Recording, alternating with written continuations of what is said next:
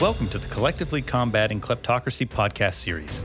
This podcast is supported through a project on identifying successful collective action approaches against kleptocracy as part of the United States Agency for International Development-funded Democratic Elections and Political Processes Cooperative Agreement, carried out by the Consortium for Elections and Political Process Strengthening. It is co-implemented by the International Republican Institute and the Center for International Private Enterprise, and accompanied by related case studies. The views expressed in this podcast are that of the speakers and do not necessarily reflect the views of USAID or the United States government.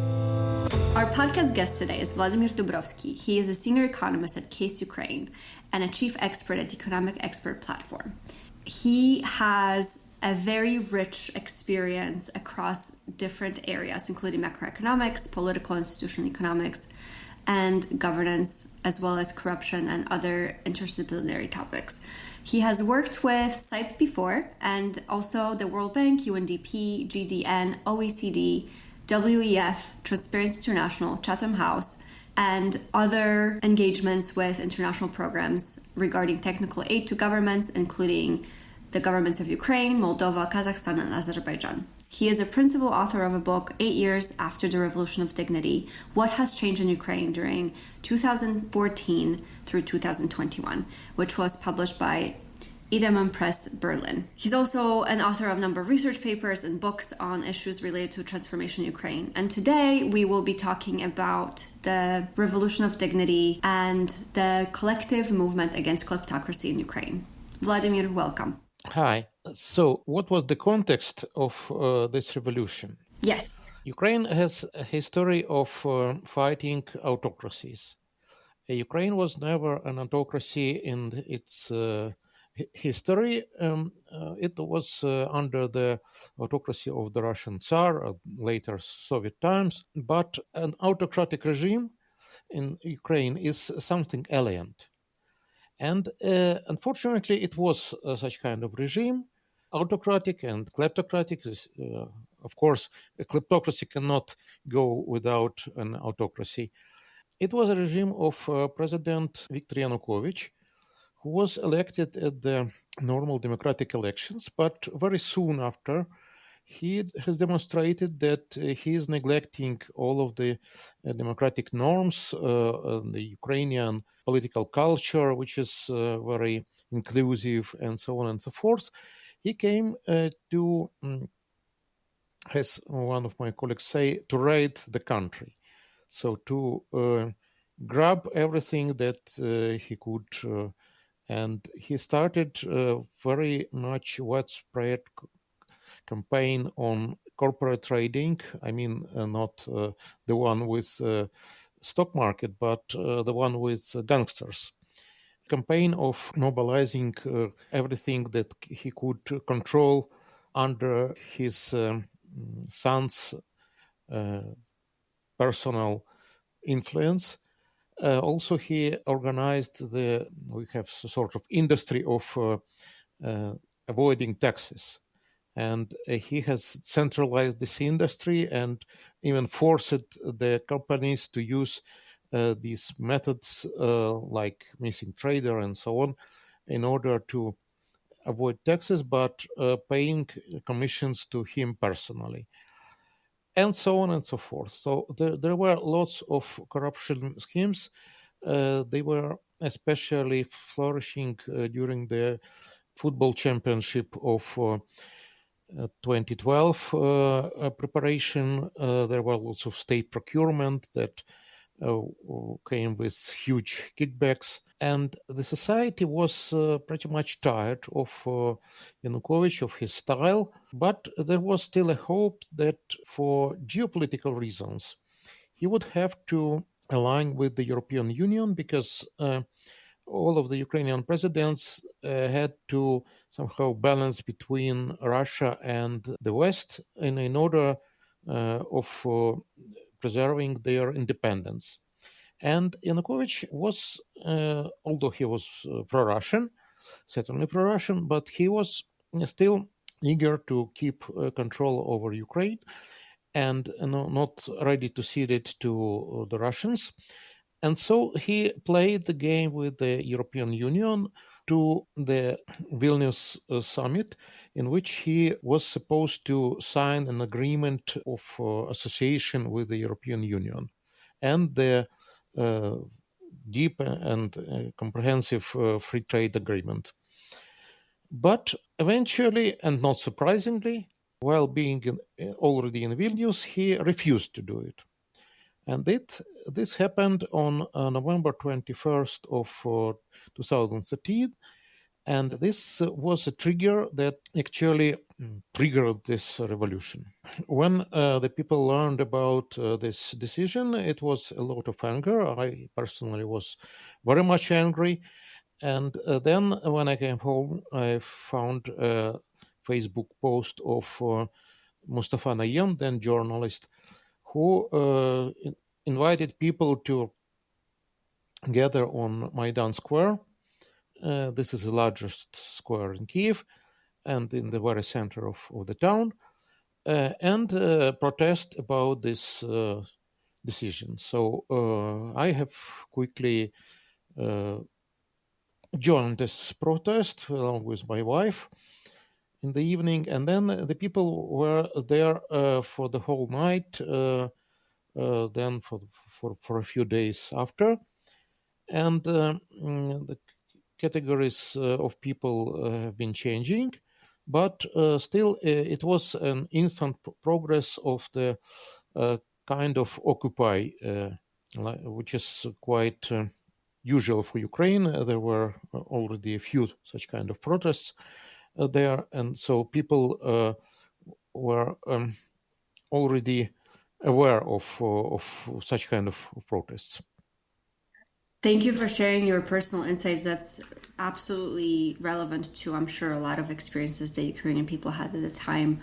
I wanted to ask, what was the tipping point for collective action? In a few days after, namely on the night of November 29 to November 30, the Yanukovych government tried to disperse this protest, and not just to disperse, not just to somehow put the people out of the square, but also severely beat them, which was also very much unusual for Ukraine.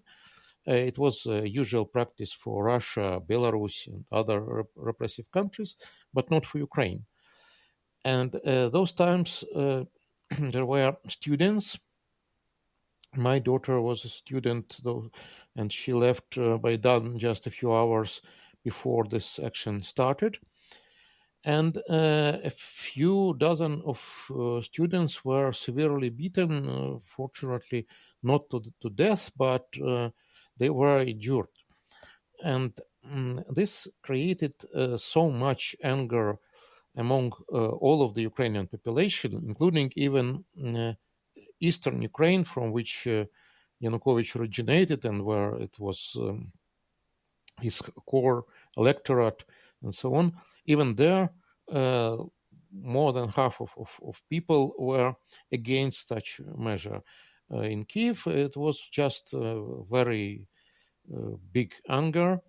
The people came to the streets in much larger scale. There was already dozens of thousands of people, and they came not as with peaceful slogans like Yanukovych, please sign the agreement, but with slogans Yanukovych, go home, and so on. They demanded the perpetrators of this execution to be punished, and then they established really Occupy infrastructure with tents, with stoves, and so on.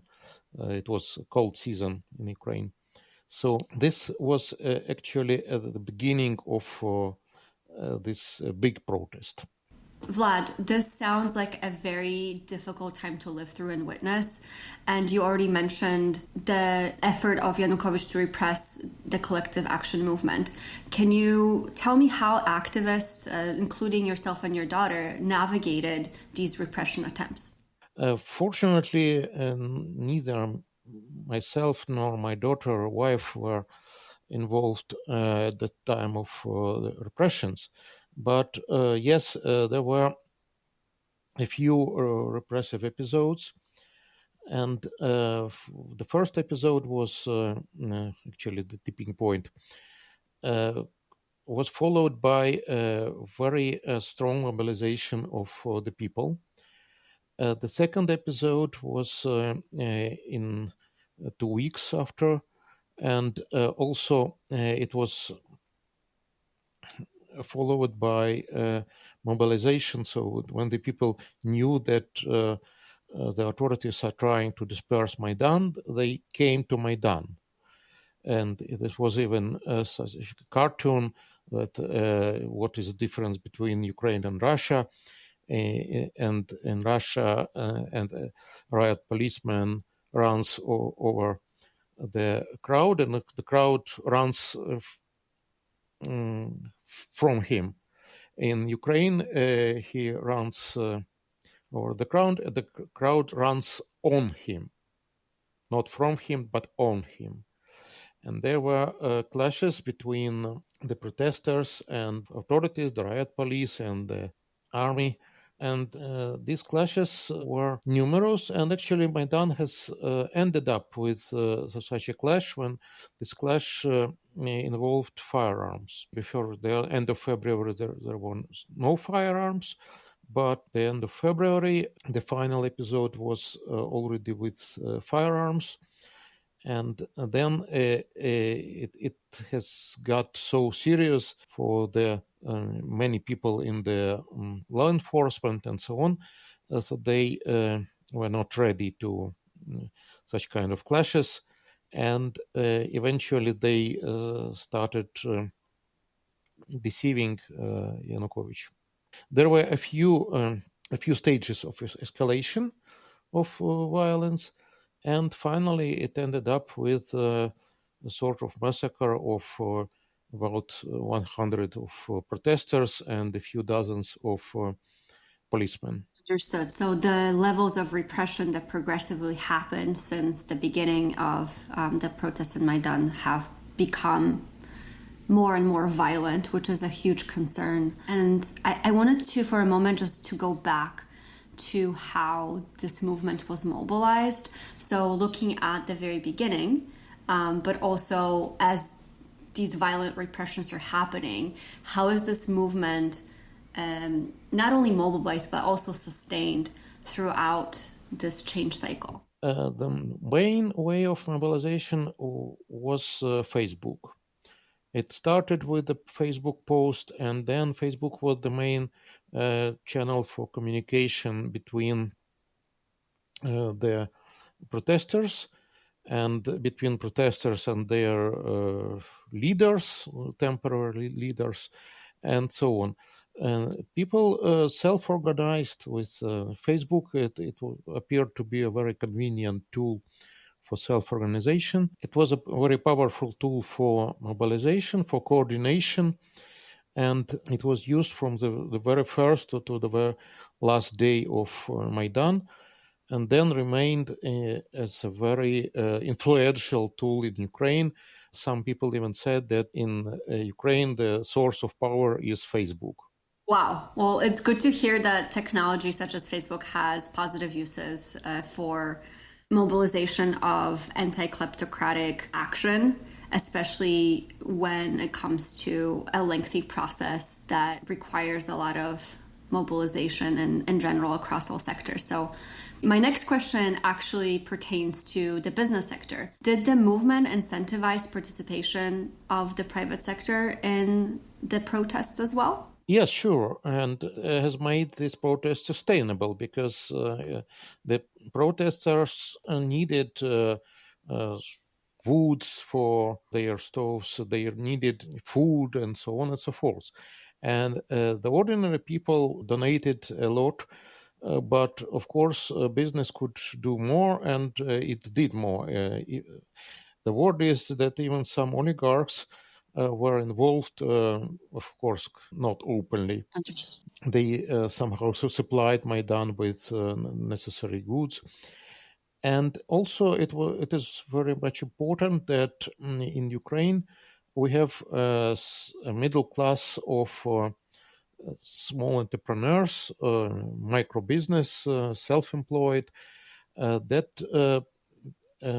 made a very substantial contribution both to the Orange Revolution before and then to Maidan, and then also in between they had their own tax Maidan in order to defend their simplified taxation for micro business.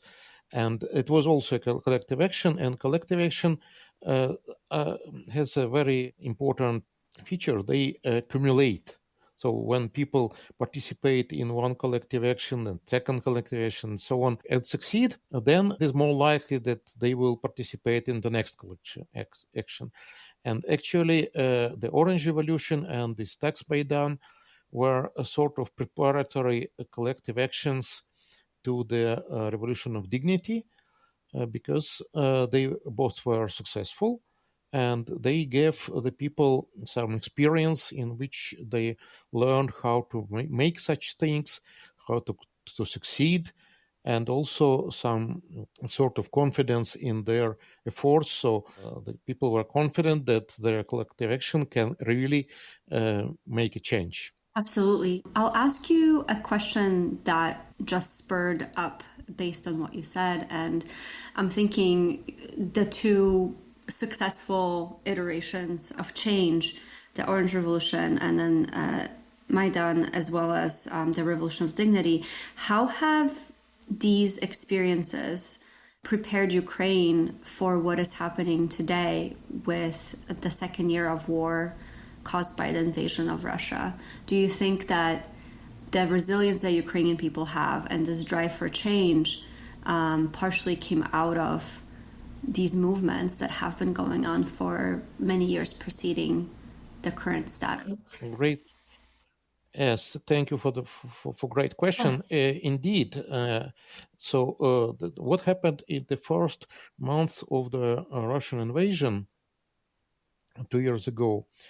Uh, Everybody who was on Maidan perceived as a large Maidan on the scale of the whole country, because the people were left to their own devices. The government barely functioned, and still the life continued. The people self-organized to resist to the invasion. They organized even the military uh, groups with some weapons and so on, and went to fight Russians.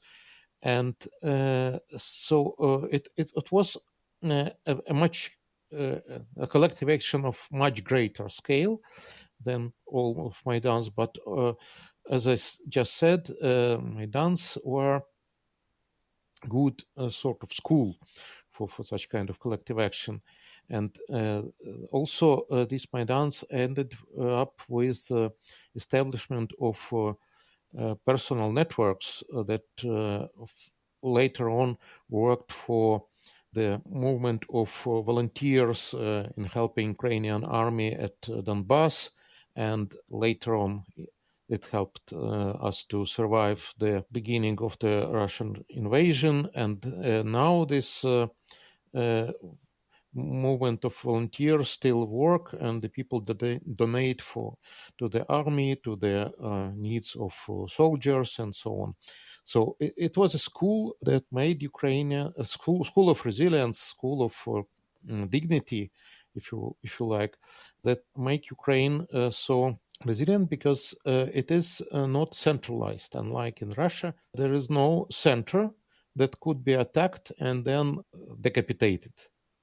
But there are lots of centers of decision making that work instantly all of the time, and even if some of them get hurt, then others continue to work. I think the power of the people within the overall collective action movement and the ability to self-organize, and as you described, the school of dignity, school of resilience, is a really key part of success in the ongoing efforts to fight for Ukraine's freedom.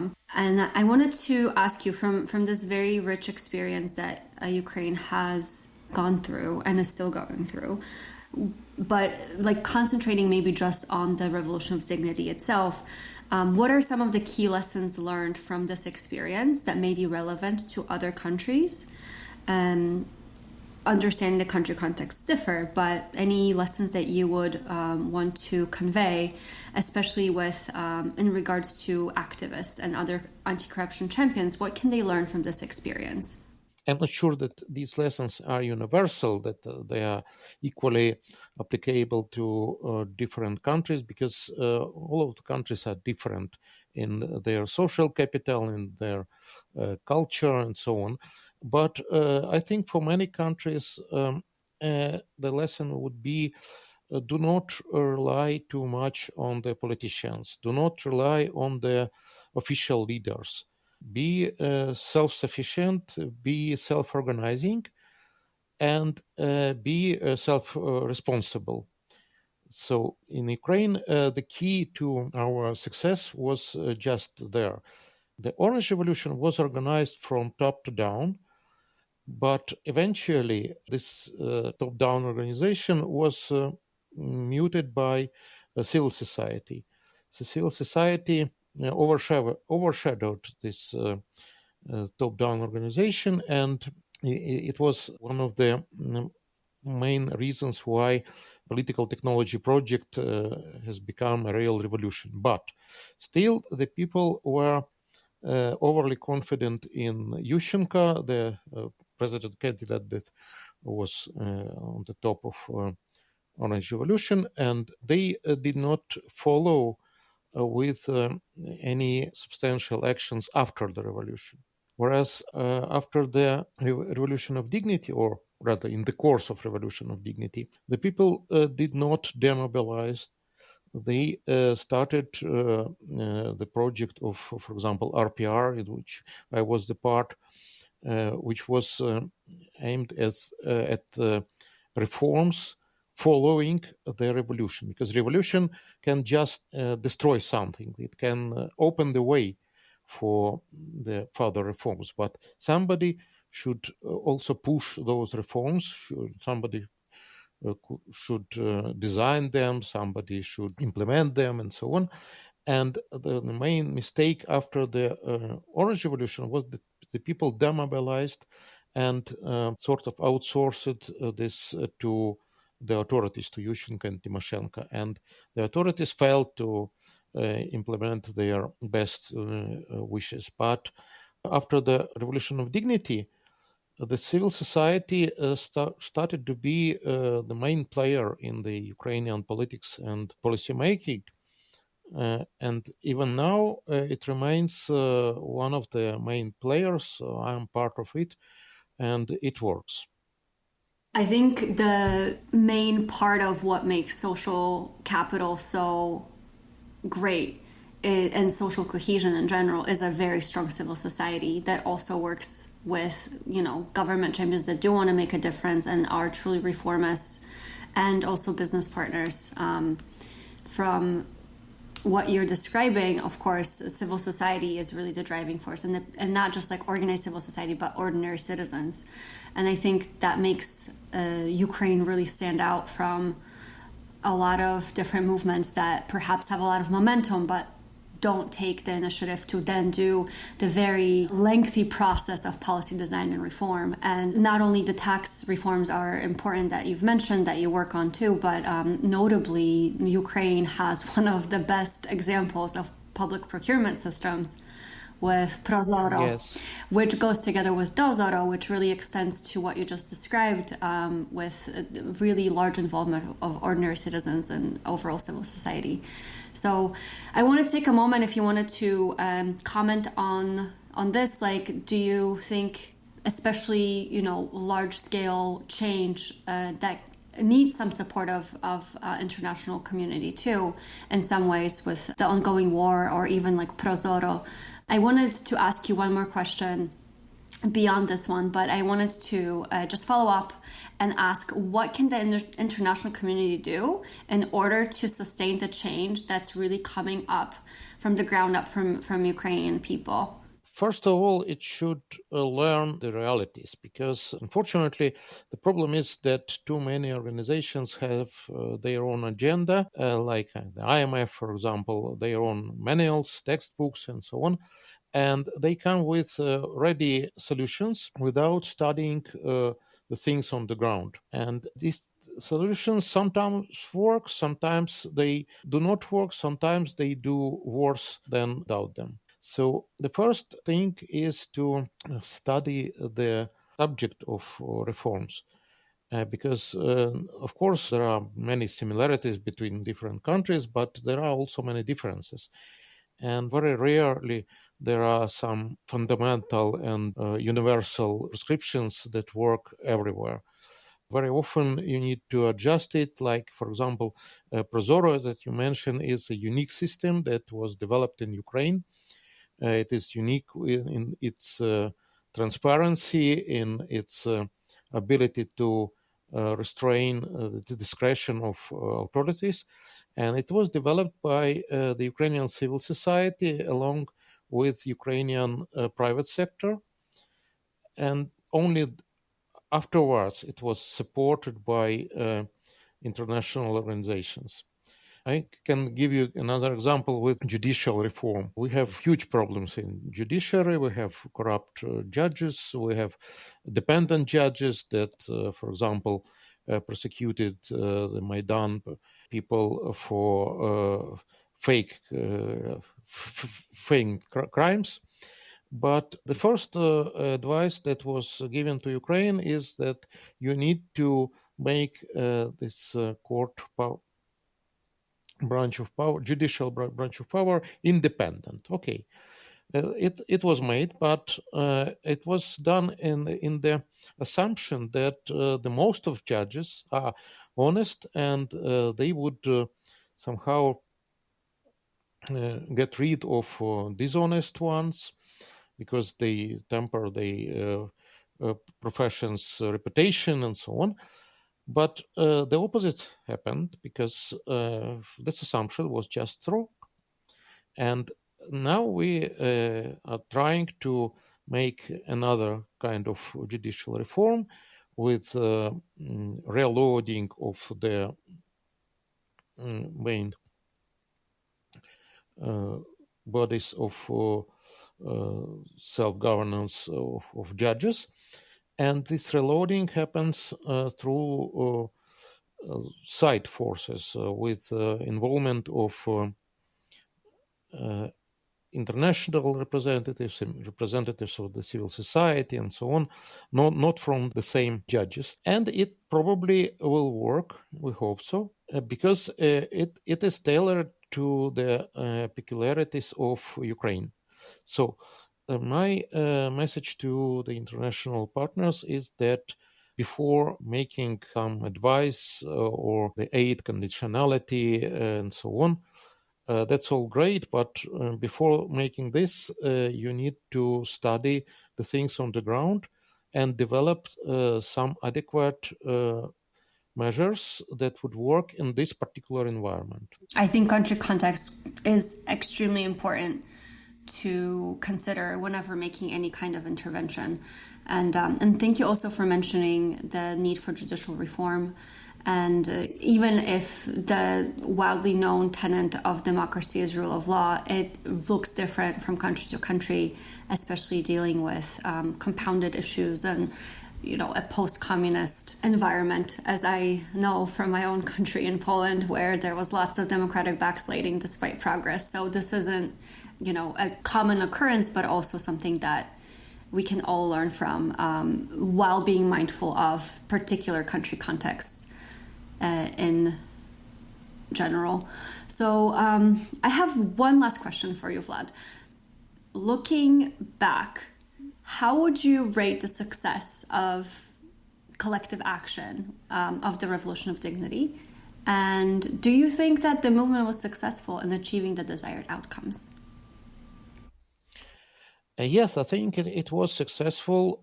First of all, in the first stage, the goal after this severe beating of the students was to oust Yanukovych of power, and this did happen, although at high price. Unfortunately, in terms of price, it was not that much successful, but it has achieved its goals. And then Ukraine also restored the democracy.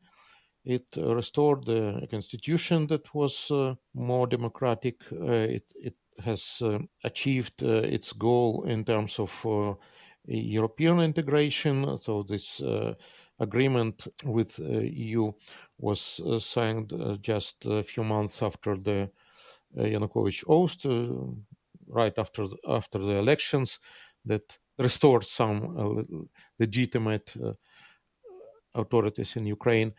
And then we have made substantial progress in all directions, including the geopolitical, economy, and so on. For example, now this corporate trading is not that much problem as it used to be, and it is by no means centralized. So there are some bad cases, of course, but nothing like what happened at the Yanukovych is ever possible in Ukraine. I think the same is with tax evasion, the same is with large-scale theft in the government procurement, and so on and so forth. So I think that Ukraine has opened a way to further progress. And this is the main achievement we could expect out of such a one-shot event like revolution, because again, building something new is a lengthy process, but removing the obstacles to it could be done in one event like the Revolution of Dignity. That's a really good way to summarize our conversation, that change can be quick, but rebuilding things mindfully always takes time.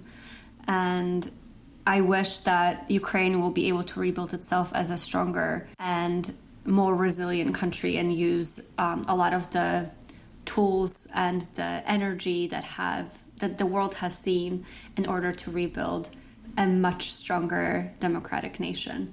So I wish you and all of the Ukrainian people all the best. And thank you so much for all of the insights that you have shared with us today on this podcast. And we will be distributing this throughout our CIPE microsite, and we'll have an accompanied case study and lots of other resources to share with our listeners. So thank you so much, and take care. Thank you, and hope it will be helpful for others. Thank you for listening to this podcast. For more episodes from the Collectively Combating Kleptocracy series and the full report with case studies, please visit acgc.cipe.org. That's acgc.cipe.org.